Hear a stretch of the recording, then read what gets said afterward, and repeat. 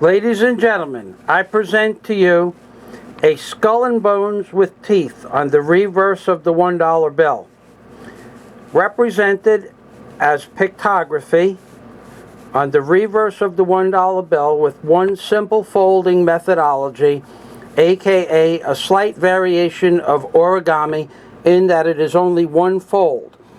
The bat and its wings, or the hog-nosed bat's face and its wings represented as the orange lines that radiate from the central portion of the fold, is a representation of the skull and bones, or what some people term the skull and bones society, because whatever created the 3,300 pictographs on the obverse and reverse of the $1 bill has been in total control of the United States government and all the governments of the world since the inception of the beginning of recorded history, because they are a remnant society that has trickled down through the ages.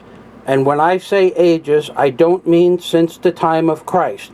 I am talking about ages going back 40,000 years, 20,000 years, 10,000 years to the colony of Atlantis, and at least 7,000 years since the creation or building of the Great Pyramid. On the opposite side of the skull and bones with teeth is a perfect representation of a horned owl. Notice the two dark dots as the eyes, and then notice the snoot of the owl itself as the snoot, and then when I back off, notice the feathery structure above the owl's head, as opposed to the bony structure on the bat side of the bill. The orange lines represent the wings hovering over what I call God's gonads, but in fact can be represented as seed pods, aka the evil seed of death that has a representation of Satan with a bow and arrows in its hand and a nuclear detonation underneath its groin area.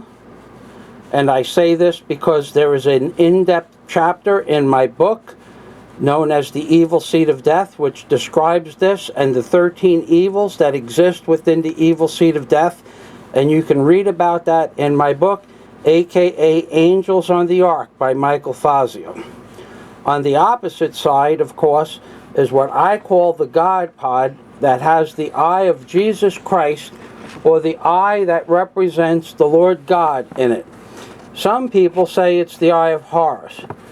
Whatever your viewpoint and whatever it actually represents, rest assured this remnant society meant it to be a representation of what we come to understand to be a godlike being. And that is just as intentional as the nose of the hog-nosed bat being a skull and bones with teeth. Whether or not you choose to believe any of this is inconsequential. I am the first person in the history of the world to put forth this concept in my book, Angels on the Ark by Michael Fazio. And if you'll notice on the bat's head, it appears to be a bony structure as opposed to the owl's feathery structure. This is not a coincidence. The skull and bones is represented as a skull without skin on it, aka a skull and bones. The plural part of the bones represents the jawbone, and the skull bone being plural, two separate bones.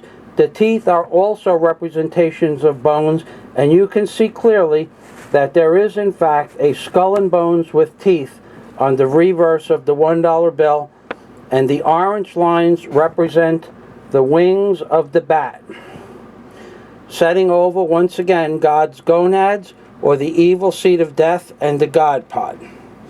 Ladies and gentlemen, these things exist because of an ancient remnant society that has existed and controlled this world since the beginning of time.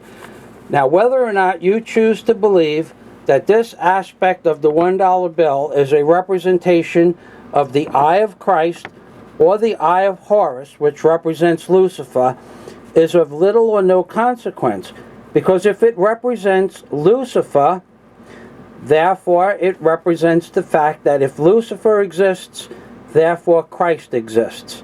If it represents the eye of Christ looking at us through a portal from heaven, it represents the eye of Christ. And if the eye of Christ exists, according to biblical prophecy, Lucifer is just as real. So either way, my depiction on the pictographs and icons and iconology that exist on the reverse of the $1 bill prove the existence of a god or a devil. I don't care which aspect of that reality I go down in history proving.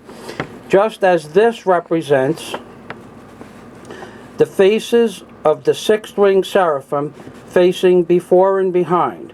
If you'll notice, there is an eye facing upwards with a mouth and what looks to be a nose, and at the top of the forehead is the the vulture's headdress, and at the chin aspect of the face is what is known as the fork's beard.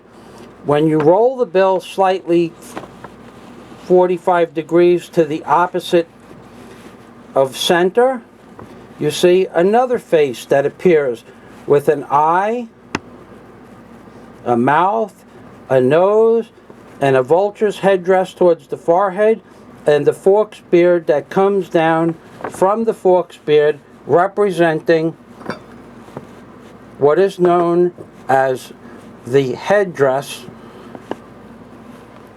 of an Egyptian godlike entity.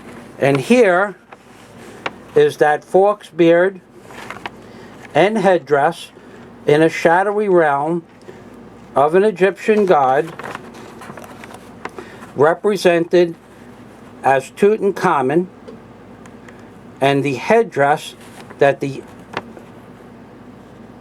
entombed pharaoh had.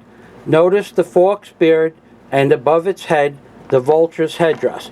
And then notice the same iconology, and that's a real word, I didn't make that up. Iconology can be looked up in the encyclopedia.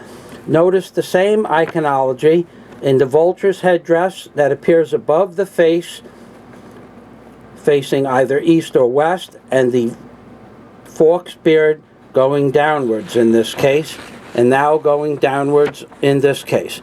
Ladies and gentlemen, my name is Michael Fazio, and the reason I named my channel Hoodwinked by an Angel is because this is a representation of the angel of the Lord God, or a representation of the angel called Lucifer, the light bearer. Either way, it proves the existence of a higher power. And either way, that is what the 1990 pages of my book, aka Angels on the Ark, that you can review by clicking the link under this video, represent. Ladies and gentlemen, to hoodwink someone is to pull the wool over their eyes. This iconology that you see on the reverse of the $1 bill was placed here by a society utilizing a program in a computer several thousand years ago to hide the images within the images within the images.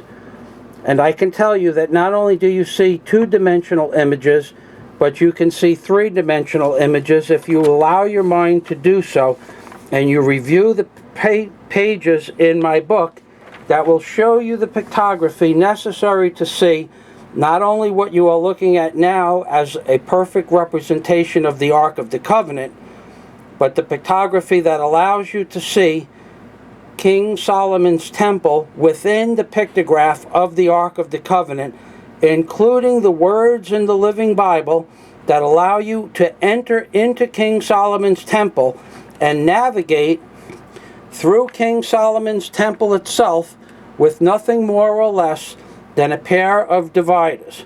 As crazy as that sounds, every aspect of reality that I shared with you in the last 10 minutes is proven in the volume of my book, aka Angels on the Ark by Michael Fazio.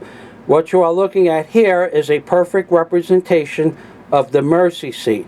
And once again, this can all be reviewed in my book by clicking the link below And for 99 cents, you can have my ebook downloaded into your computer for 99 cents. 1,990 pages. It doesn't get any better than that, ladies and gentlemen. Angels on the Ark by Michael Fazio, because in fact what you are looking at is a representation of the Ark of the Covenant, and no one has ever seen this before because you have all been hoodwinked by an angel. God day to you all, ladies and gentlemen. January 1st, 2012, I bring you the truth.